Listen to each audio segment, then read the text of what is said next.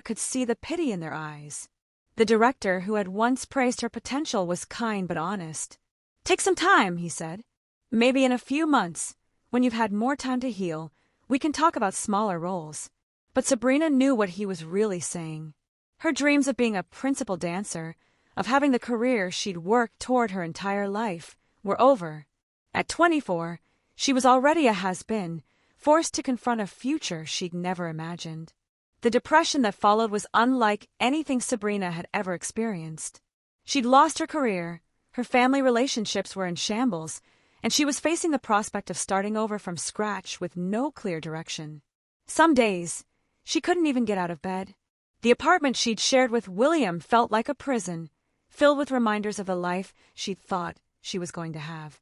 Making matters worse, Susan and William had wasted no time in making their relationship public.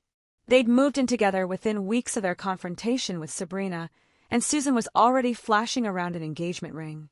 The speed of their relationship progression felt like another slap in the face, as if they'd been planning this new life together while Sabrina was still planning her wedding to William. Rose, predictably, was over the moon about the engagement. She threw Susan a lavish engagement party, inviting everyone who had been invited to Sabrina's canceled wedding. The message was clear. Susan was the daughter who mattered, the one whose happiness was worth celebrating. There's a moment in every devastating situation where you have to choose between giving up completely or finding a way to keep going. For Sabrina, that moment came 6 months after her injury, when she was sitting in her empty apartment, staring at a stack of unpaid bills and realizing that she didn't even have enough money to buy groceries. The medical bills from her surgery had eaten through her savings, and without her dance income, she was barely scraping by. She'd been too proud to ask her father for help, especially knowing that any money he gave her would have to come from the same household budget that Rose controlled. She couldn't bear the thought of giving Rose another opportunity to make her feel like a burden. But pride doesn't pay the rent, and Sabrina was forced to face the reality of her situation. She needed a job, and she needed one fast. The problem was that dancing was the only skill she'd ever developed. She'd spent her entire adult life focused on her career, never bothering to learn any other marketable skills because she'd been so sure that dance was her destiny. The job search was humbling and frustrating. Sabrina found herself applying for positions she was overqualified for in some ways and completely unqualified for in others. She had a college degree, but no office experience. She was disciplined and hardworking, but had never worked in retail or food service. She was articulate and intelligent, but had no technical skills or professional references outside the dance world. Finally, she found a position at a local dance studio that taught classes for children and recreational adult dancers. It wasn't the professional career she dreamed of, but it was work in the field she knew best, and it would pay enough to cover her basic expenses. Teaching turned out to be both a blessing and a curse. On one hand, it allowed Sabrina to stay connected to dance, even if she couldn't perform at the level she once had. On the other hand, every day was a reminder of what she'd lost. She'd watch her young students attempt moves that she'd once performed effortlessly and feel a pang of grief for the dancer she used to be. But slowly, something unexpected began to happen.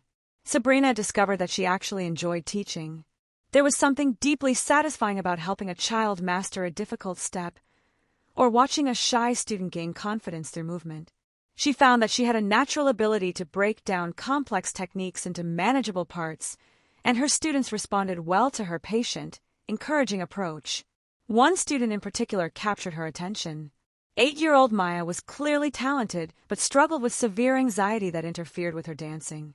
She would freeze up during performances and cry when she made mistakes, reminding Sabrina painfully of her own recent experiences with fear and self-doubt. Working with Maya forced Sabrina to confront her own trauma in a way she hadn't been able to do before. She had to find ways to help Maya overcome her fears, which meant she had to learn how to manage her own. She started researching techniques for dealing with performance anxiety, and in the process, began to understand her own emotional journey better. The breakthrough came during a student recital. Maya was supposed to perform a solo piece, but when she got on stage, she froze completely. The other teachers were ready to gently guide her off stage, but Sabrina had a different idea.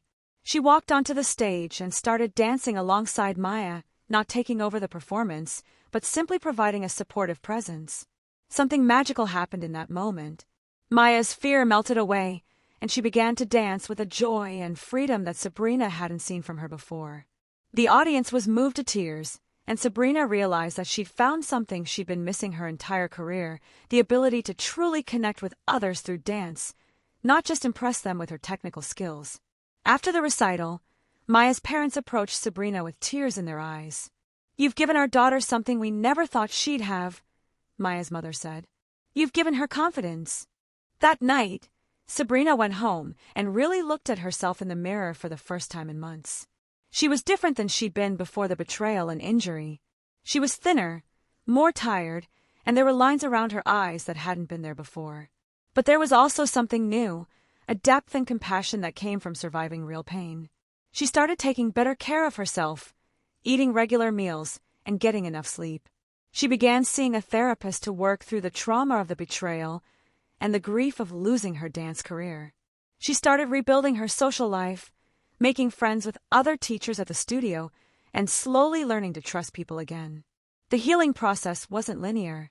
There were setbacks and bad days, moments when the old pain would resurface and threaten to pull her back into depression. But Sabrina had learned something important about resilience. It wasn't about being strong enough to never fall down. It was about being strong enough to keep getting back up. One of the hardest parts of her recovery was learning to forgive herself. She'd spent months replaying the events leading up to William and Susan's betrayal, wondering if she'd missed obvious signs, if she'd been naive or stupid to trust them. Her therapist helped her understand that being trusting and loyal weren't character flaws, and that she wasn't responsible for other people's choices to hurt her. She also had to learn to let go of the anger and resentment that had been eating away at her. Not because William and Susan deserved forgiveness, but because holding on to that anger was poisoning her own life. She came to understand that forgiveness wasn't about excusing their behavior or pretending that what they'd done was okay. It was about freeing herself from the emotional prison they'd created. The studio where Sabrina worked began to feel like a second home. Her colleagues were supportive and encouraging, and she was building a reputation as one of the most effective teachers they'd ever had. Parents specifically requested her for their children, and her classes were always full. Just when Sabrina had accepted that her life would be about rebuilding rather than finding new happiness, something unexpected happened. The dance studio decided to expand their program to include classes for adults with physical limitations, and they needed someone to develop the curriculum. Sabrina was the obvious choice, given her own experience with injury and recovery. The program required her to work closely with a physical therapist named Peter, who specialized in helping people regain mobility after injuries or surgeries. Their first meeting was purely professional. Peter was there to ensure that the dance movements Sabrina was teaching would be safe for people with various physical limitations. Peter was different from any man Sabrina had ever met. Where William had been charming and flashy, Peter was steady and genuine. He listened more than he talked, and when he did speak, his words were thoughtful and purposeful. He had a quiet confidence that came from years of helping people overcome their physical challenges, and he treated everyone with the same respect and dignity, regardless of their limitations. Working with Peter, Sabrina began to see her own injury and recovery in a new light. She'd always viewed her damaged ankle as a symbol of everything she'd lost, but Peter helped her understand that it was also a symbol of her strength and resilience. She'd come back from a devastating injury, not as the same person she'd been before, but as someone better equipped to help others facing similar challenges. The attraction between them developed slowly and naturally. It wasn't the intense, passionate romance she'd had with William, but something deeper and more sustainable. Peter saw her not as a failed dancer or a victim of betrayal, but as a strong, compassionate woman who'd survived incredible challenges and emerged with her capacity for love intact. Their first date was almost accidental. They'd been working late on the adaptive dance program, and Peter suggested they grab dinner to continue their discussion. One conversation led to another, and before they knew it, the restaurant was closing around them. They talked for hours about everything and nothing, sharing stories about their work, their families, their dreams for the future. Peter's approach to relationships was as thoughtful as his approach to everything else. He didn't rush or pressure Sabrina, understanding that she was still healing from her previous betrayal. Instead, he made himself available and let her set the pace. He was there when she needed support, but he never made her feel like she owed him anything in return. The contrast between Peter and William became more obvious as their relationship developed. Where William had been possessive and demanding, Peter was respectful of Sabrina's independence. Where William had been threatened by her career ambitions, Peter celebrated her success as a teacher. Where William had been charming but ultimately self-centered, Peter was genuinely interested in her thoughts, feelings, and experiences.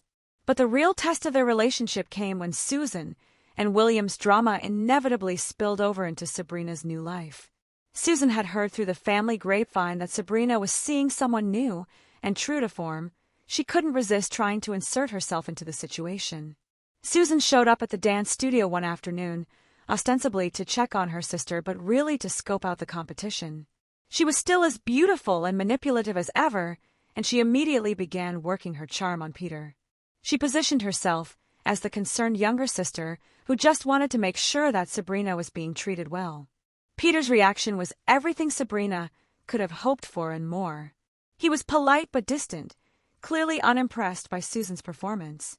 When Susan tried to suggest that she and Peter grab coffee to discuss Sabrina's needs, Peter declined firmly but graciously. "I think Sabrina is perfectly capable of communicating her own needs," he said with a slight smile that didn't reach his eyes. "But thank you for your concern." After Susan left, looking frustrated and defeated, Peter turned to Sabrina with a more serious expression. "I take it that's the sister you told me about?" Sabrina nodded, waiting for him to ask questions or make judgments about her family situation. Instead, Peter simply said, "I can see why you needed to distance yourself from that toxicity. You deserve so much better." The validation was everything Sabrina hadn't known she needed. For the first time since the betrayal, someone had witnessed Susan's manipulation firsthand and seen it for what it was. Peter's clear rejection of Susan's advances and his immediate understanding of the situation made Sabrina feel protected and valued in a way she'd never experienced before. Their relationship continued to deepen and strengthen. Peter met Sabrina's father, who was initially skeptical of any man his daughter brought home after William's betrayal. But Peter won him over with his sincerity and his obvious respect for Sabrina. He didn't try to charm or impress. He simply showed up as himself and let his actions speak for his character. The final confrontation with her past came when William himself showed up at the studio. He'd heard about Sabrina's new relationship and her success as a teacher, and apparently he was having second thoughts about his choices. He tried to corner Sabrina after one of her classes, claiming he wanted to talk and clear the air. But Sabrina was no longer the naive, trusting woman he betrayed.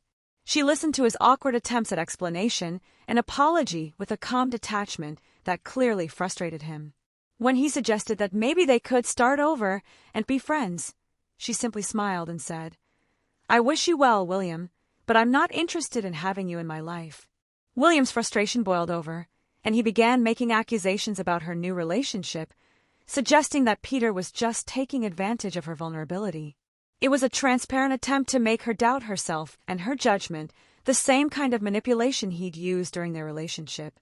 But before Sabrina could respond, Peter appeared at her side. He'd been waiting to walk her to her car and had overheard enough of the conversation to understand what was happening. His presence was calm but unmistakably protective, and his message to William was clear without being aggressive. "I think it's time for you to leave," Peter said quietly. "Sabrina has made her position clear." William tried to assert himself, but Peter's steady confidence and obvious respect for Sabrina made William look petty and desperate by comparison. He left with his tail between his legs, and Sabrina realized that she felt nothing but pity for the man who had once broken her heart. 6 months later, Peter proposed to Sabrina in the dance studio where they'd first met. It wasn't a grand, public gesture like William's proposal had been, but a quiet, intimate moment that perfectly reflected their relationship. He'd arranged for them to have a studio to themselves after hours, and he prepared a simple but heartfelt speech about how she'd changed his life and how he wanted to spend the rest of his life supporting her dreams. The ring was modest but beautiful, chosen with care and consideration for her personal style rather than as a symbol of his ability to provide. When Sabrina said yes, she knew she was choosing a completely different kind of life than the one she'd planned with William. It was a life built on mutual respect, genuine love, and shared values rather than passion and promises. Their wedding was small and intimate, attended only by the people who truly mattered to them.